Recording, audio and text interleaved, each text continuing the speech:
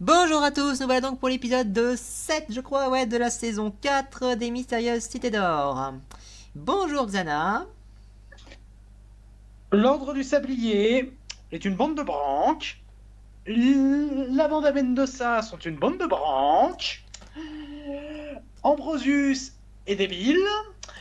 Et j'arrive pas à croire que le seul moment où j'ai rigolé, c'est quand Esteban a demandé à Mendoza s'il avait embrassé Ambrosius.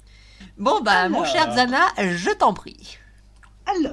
déjà, d'un côté, on a Gaspard qui va chercher la Guerra pour la libérer, enfin la libérer entre guillemets, vu qu'il lui a attaché le lien.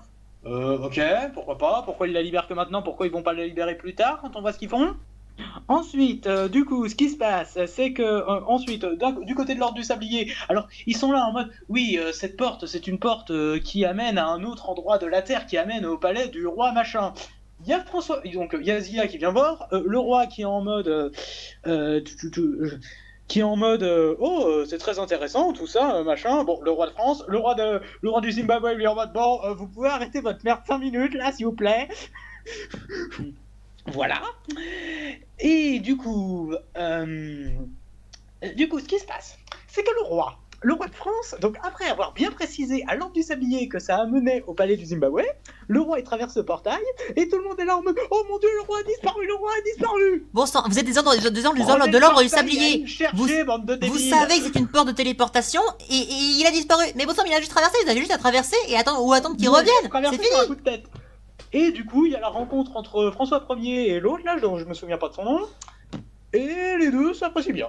Voilà, il y a des petits échanges, tout ça. T'as Zia qui est là en mode Majesté, Majesté. Par contre, ça c'était marrant. Par contre, juste comme ça, bon, je sais que c'est la magie mais là, par contre, c'est assez flagrant par rapport à cet épisode. Ils ont quand même du bol d'être dans un monde où tout le monde parle la même langue. Voilà. Et du coup, ce qui se passe, c'est que. Du coup, il y a la rencontre, tout ça. Bon, une rencontre que bien. Après, est-ce qu'elle va vraiment servir à quelque chose par la suite? Bah, De j'espère. son côté, on a Tao qui décide de rester parce qu'il en a marre d'être pris pour un acal, tout ça. Donc, à ce niveau-là, c'est pas mal. Je vais pas cracher sur cet épisode à ce niveau-là. Voilà, c'est pas vraiment de la faute de l'épisode, là. Il essaye plutôt de rebondir sur ce qui s'est passé avant. Même si ce qui s'est passé avant, c'était de la grosse merde. Disons qu'il fait un peu avec ce qu'il a, quoi. Et du coup, ce qui se passe, c'est que finalement, de son côté, bon, il y a un petit gars avec Mendoza qui rumine en mode oh, la guerra, tout ça, je compte pour rien pour ce qu'elle dit et tout ça. Et en plus, ça embrassé, machin. T'as Steven de l'autre côté qui parle d'Ambrosius et tout ça. Et puis après, quand il entend j'ai embrassé tout ça, t'as Steven qui est en mode ah, t'as embrassé Ambrosius? Voilà. J'ai rigolé parce que j'ai repensé à la fanfic que dont tu m'avais parlé, Seb. Là. Du coup, ce qui se passe. Donc, ils finissent par partir. Il y a le petit gars avec la sœur. Merci. Et du coup, ils finissent par partir. Ils arrivent, parce qu'ils ont aussi suivi l'indice, donc ils arrivent à une chute d'eau. J'ai pas trop compris pourquoi celle-là spécifiquement, mais bon. Alors, ils arrivent. Ambrosius est là. Ils ont pas capté la nef. Alors qu'ils savent qu'Ambrosius va dans la même direction. Et de son côté, il y a Ambrosius, Laguerra et Gaspard qui montent un escalier qui est piégé. Il y a Laguerra qui a une petite set coude où elle échappe à un des pièges qu'elle a déclenché. Et ce qui se passe, c'est que voilà, il y a les autres qui arrivent, mais oh là là, on est pris en tenaille par un Olmec qui a une arbalète. Et Mendoza et Ambrosius qui est en mode il est rien arrivé à Tao, pourquoi t'en as quelque chose à foutre de Tao en fait, t'as essayé de le buter? Zia te le dit. Ouais. Et même lui, il dit ah ouais, pas faux. Ouais. Bon, donc il monte l'escalier avec Zia qui du coup fait les traductions parce que Tao lui a appris. Non, il a. Ça, Non, pourquoi pas. nuance, attends. Là, par contre, je pense pas qu'elle fasse les traductions. Je pense que par contre, il lui a pas appris à lire, sinon il aurait plus d'intérêt. Je pense qu'il lui a appris des bribes de culture muenne. D'ailleurs, au passage, Voilà. j'aurais bien aimé qu'au lieu du remplissage qu'on a eu dans la saison 3, on nous fasse ça, justement. Voilà. Et au final, du coup, ce qui se passe, c'est que ils arrivent finalement à Office, et c'est là que, oh là là, Ambrosius décide de se débarrasser de deux avec les deux Olmecs. Non, sans blague, c'était trop obvious. Grossier, il y a les gars qui tombent à plat, l'ordre du sablier est une bande de débiles. Les seules interactions que j'ai bien aimées, c'est entre le roi et l'autre, entre François Ier et le roi du Zimbabwe. Parce qu'ils ont l'air de plutôt bien s'apprécier. T'as François Ier qui est en mode passez venir me voir, hein. Allô? Et du coup, ce qui se passe, ouais, et puis franchement, c'est un épisode qui, bah là on retombe, bon, c'est pas du niveau du 1, faut pas déconner, mais c'est pas loin, hein. Bon, c'est à moi, j'imagine. Vas-y, lâche-toi. Allez. Bon, alors du coup, pour moi, bon, ce sera pas vraiment une réaction à chaud parce que j'ai eu un problème au montage et du coup, je dois retourner. Donc, l'épisode. Donc, on commence donc par Gaspard qui va chercher la Guerra. Bon, pour le faire prendre l'air, parce que j'imagine qu'Ambrosius lui a donné l'autorisation de la sortir. Donc, au passage, il va lui sortir. Mendoza est venu vous voir. Ah, je constate que vous n'êtes pas parti, sûrement parce que vous vouliez être avec un homme, un vrai machin. Bon, elle soupire, je la comprends totalement, mais alors totalement. Et du coup, après, on a Ambrosius qui est sur son nouveau socle de pyramide de Mu. Au passage, bon, la fresque qui l'indiquait, donc déjà, elle était dans une église qui apparemment, d'après le documentaire, sont faites il y a quelques siècles à peine. Donc, soit c'est bizarre parce que c'est mieux qu'il a fait, soit ça a été une fresque qui a été retranscrite là. Donc, Ambrosius, il va se servir de son nouveau socle là. Et dessus, c'est là-dessus qu'il y a l'indice pour la cité d'or et qui a marqué la fumée qui gronde. Mais lui, il ne peut lire que la fumée qui, parce qu'il n'arrive pas à lire. Son mur est pas bon. Donc du coup, il va se servir de machin, il va finir par mettre la pyramide et les pyramidions. D'ailleurs, il va enfin s'en servir, d'ailleurs, plus servir de son luminarion. Et du coup, il va se chercher le dictionnaire, et ça va être là que ça va lui donner la fumée qui gronde. Donc il y a la fumée qui gronde, voilà. Et les enfants, eux, quand ils avaient ouvert ce machin, ils avaient eu l'hologramme et le truc. Donc il y a la fumée qui gronde dans deux endroits. Donc il faudra m'expliquer vraiment comment ça se fait que ce pyramidion, enfin ce socle, soit lié aux cités d'or. Bon, à la rigueur, aux cités d'or, d'accord, il y a le médaillon, bon, on en a déjà parlé dans une vidéo précédente. Mais par contre, pourquoi à cette cité d'or précise? Pourquoi il n'est pas lié à toutes les cités d'or? Et pourquoi ce serait, si c'est le cas, pourquoi seulement à celle-là? Parce que l'indice qui a marqué partout dessus, c'est la même chose. C'est la même chose dans les mêmes écritures qu'il y a sur toute la surface, et c'est la fumée qui gronde. Donc, si c'est ce qui est bien ce qu'il est lu. Par conséquent, ce pyramidion, on ne sait pas où est-ce qu'il a été trouvé.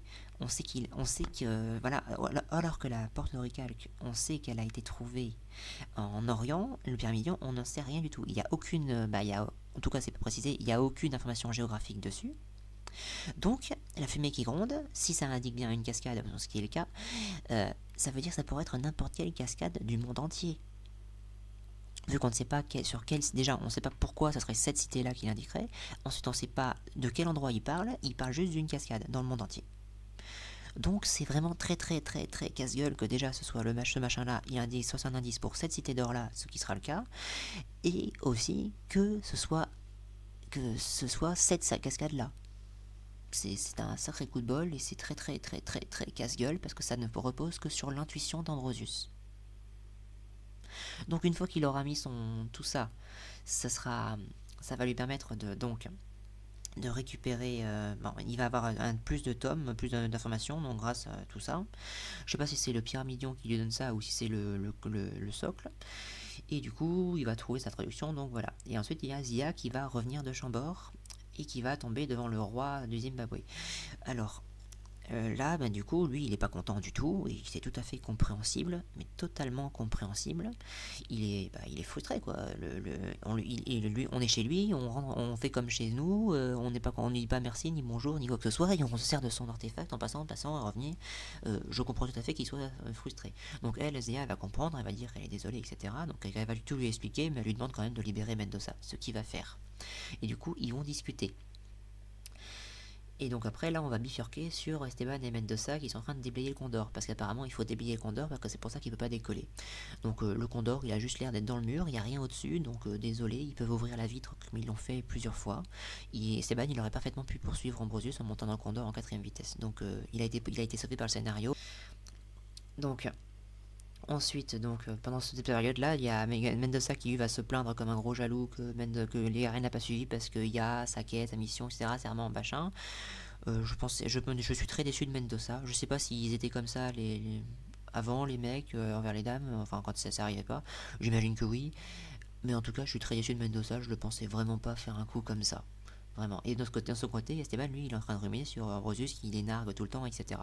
Et quand Mendoza dira vous êtes embrassé? Enfin, on s'est embrassé, et lui dira vous t'as embrassé Ambrosius? Bon, un petit peu souris, ça fait un peu sourire, c'est un peu drôle. Et du coup, bon, après, on bifurque, on est on est à Chambord, et il y a Tao qui explique qu'il sait pas comment ça marche, il est assez humble d'ailleurs, et il y a François Ier qui est très intéressé. Donc on sait que ça mène directement, il a bien expliqué que ça menait directement en Afrique, etc. Et Tao, lui, bon, du coup, on va lui faire ses compliments de Nakal, etc. Et lui, il va plus vouloir l'être. Donc ça monte son développement.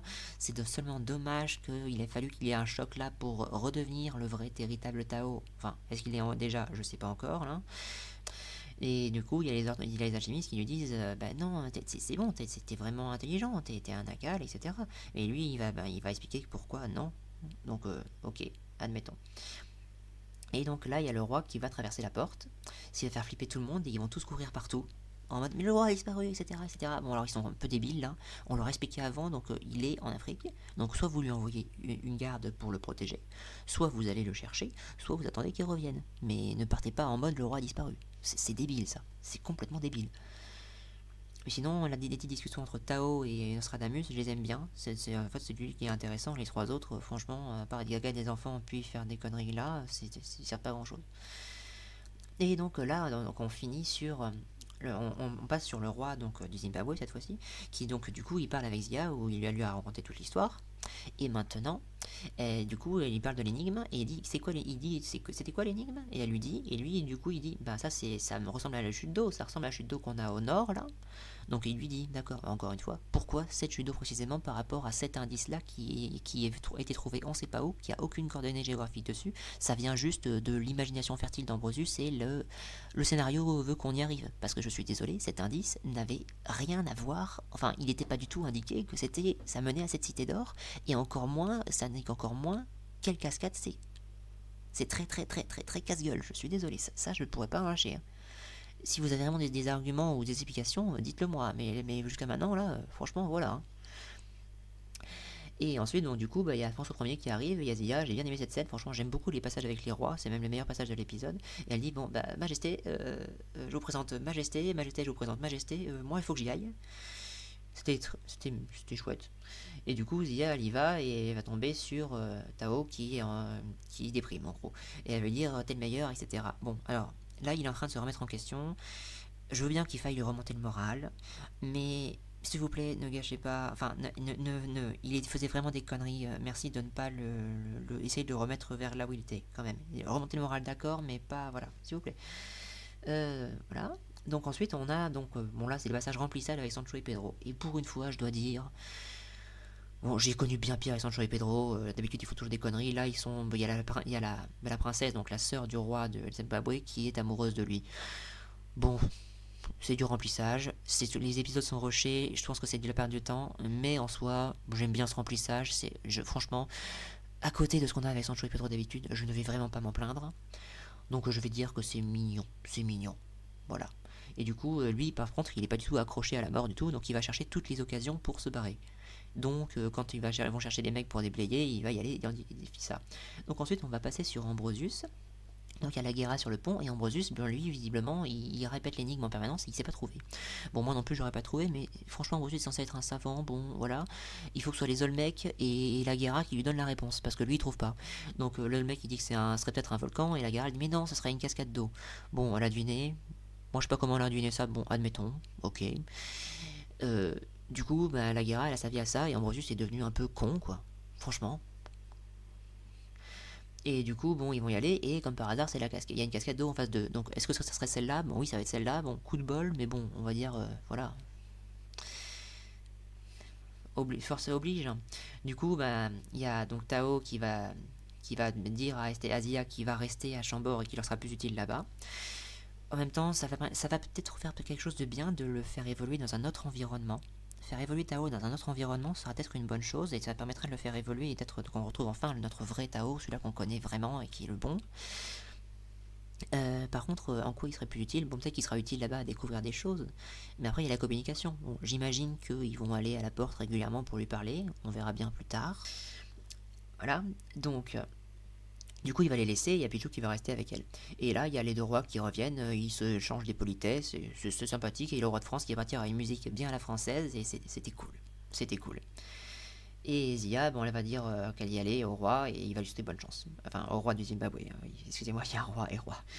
Et du coup, ils vont partir. Esteban va un peu pleurnicher quand Tao sera pas là. Bon, je trouve qu'il en fait un peu beaucoup. C'est pas comme s'il était perdu à jamais aussi. Quand même, faut pas déconner.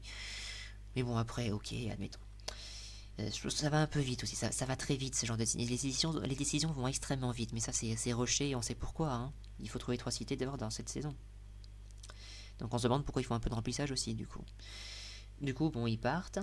Et du coup, là, on arrive à la nef qui est à la cascade. Donc là, la tension est plutôt bien faite, la mise en scène, voilà, on se demande, ils vont y arriver, etc. Et il va se poser sur bord de la cascade, et ils vont y aller. Et là, il y a Ambrosius qui va être complètement con, parce que maintenant, ça va être la pierre féconde. Qu'est-ce que c'est la pierre féconde?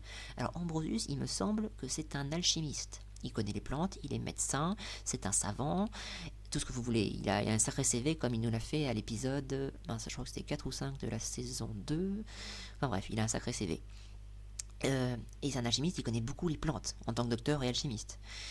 Vous pouvez m'expliquer comment il ne peut pas deviner la pierre féconde, que c'est les pierres humides pour la mousse?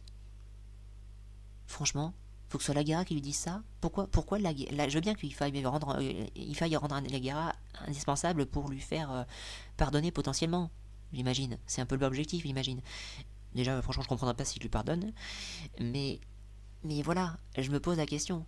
Pourquoi il ne comprend pas? Parce que là, c'est le rendre débile pour mettre la guerre en avant, mais vous ne pouviez pas mettre la guerre en avant par rapport à des spécificités qu'elle a, elle? Ouais, enfin, je trouve qu'on rend Ambrosius con pour mettre la guerre en avant, et ça, je peux pas le pardonner. Mais en soi, l'objectif, ouais, si vous voulez. Et du coup, il y a Gaspard qui vante les louanges de la guerre. Bon, c'est Gaspard, quoi. Et du coup, ils y arrivent, et ils vont tomber sur un escalier en oricalque. Donc il y a une autre énigme, et il va bien sûr faire passer la guerre en premier parce qu'elle prend les risques. Donc c'est les mots qui se répondent. Donc ça, c'est une énigme sur la culture muenne, comme quoi, en gros, il y aurait... Bon, je trouve que c'est un peu facile quand même, mais que l'énigme, c'est en gros, elle sert à faire en sorte qu'il n'y ait que des muins qui puissent arriver là-haut, enfin du moins des gens qui ont la culture de mu. Du coup, bon, ils vont y arriver, jusqu'à un moment où ils vont pas y arriver, parce que ça va rater. Mais bon, pour l'instant, on n'y est pas encore. Donc le Condor va arriver, et ils vont voir la cascade d'eau, et ils vont aller entre eux. Par contre, j'ai du mal à croire qu'ils aient pas vu la nef. Donc là, on va en arriver au très gros problème depuis qu'on a dévoilé qu'Ambrosius était Zarès aux enfants. C'est qu'il est constamment aidé par le scénario. Il a un bouclier en scénarium.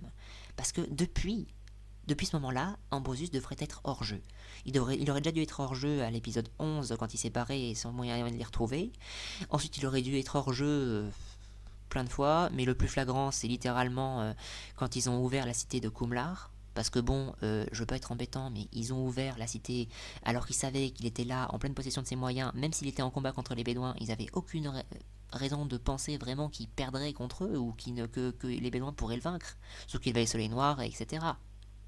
Donc le minimum syndical pour être intelligent, c'était d'attendre que le résultat du combat. Mais non, ils ont ouvert la cité et du coup il a débarqué, il a piqué le contenu, etc. Facilité scénaristique de fou, mais en même temps, ils n'avaient pas le choix. Parce que Ambrosius, il est coincé depuis qu'ils ont découvert qui c'était. Il suffisait qu'il ne cherche pas les idées d'or. Et c'était fini pour lui. Ils sont indispensables. Et c'est pour ça qu'ils ont dû intégrer le double médaillon d'ailleurs, qui est une belle connerie. Ils ont dû l'intégrer uniquement parce qu'il y avait la faculté magique des médaillons de noircir. Sinon, il fallait trouver un moyen qu'il arrive à leur voler et ça marchait très bien. Même pour les informations, il a réussi à la récupérer plus tard et ça allait très bien. Mais non. Donc du coup, voilà. Il est aidé par le scénario en permanence. Et du coup, là, ils l'ont pas vu, ou enfin si, ils l'ont vu, clairement, enfin, ils vont le voir, et ils sont posés. Mais là, qu'est-ce qui les empêchait, par exemple, de, je sais pas, comme je l'ai dit dans la précédente, pour Esteban, qu'est-ce qui les empêchait de, là, la nef, ils l'ont vu, l'éventrer, lui foncer dedans, l'exploser, l'écraser, parce qu'il y a personne dedans, faut pas qu'il les tue, mais au moins qu'ils le mettent en état de nuire. Ils ont toutes les raisons du monde de le faire, et les moyens de le faire. En fait, le problème, c'est qu'il y a non seulement, il y a maintenant il y a le médaillon, mais même Ambrosius il a une nef, mais à côté du Condor c'est rien. Ils peuvent la défoncer comme ils veulent, ils vont beaucoup plus vite que lui, etc. Comme on l'a dit, le Condor il veut aller plus vite que le son quand il fait plein soleil. Donc voilà, la nef elle ne peut rien, et quand il passe là, je suis désolé, ils pourraient la défoncer, mais ils peuvent pas, ils ne le feront pas parce qu'il faut qu'Ambrosius avance. Donc c'est un bouclier en scénarium, et une fois que tu le vois, franchement, ça sort totalement de l'histoire. T'es en mode, mais putain, mais pourquoi vous le faites pas? Pourquoi vous le faites pas? Pourquoi vous le faites pas? C'est forcé. Le méchant n'a plus, déjà il a plus aucun charisme de base, mais quoi qu'il en soit, le méchant, il n'est plus crédible. Parce que c'est forcé pour que les gentils ne lui fassent rien. Pour qu'il avance. Donc du coup, ça marche pas. Parce qu'ils ont tous les moyens de l'exploser quand ils veulent. Quitte à pas le tuer, hein. Mais là, par exemple, s'il avait. Là, ok, on pourrait dire, ils sont pressés, il faut qu'il arrive à la cité. Mais s'ils avaient défoncé la nef, ils auraient serait passé quoi? Il aurait été coincé là et ils avaient plus qu'à le cueillir, hein. Donc non, ça marche pas non plus. Ça, c'est le gros problème depuis qu'ils ont dévoilé qu'Ambrosius était Zarès aux enfants. Donc nous, on est au courant, mais l'inverse. Depuis qu'il a été dévoilé aux enfants. Voilà le problème.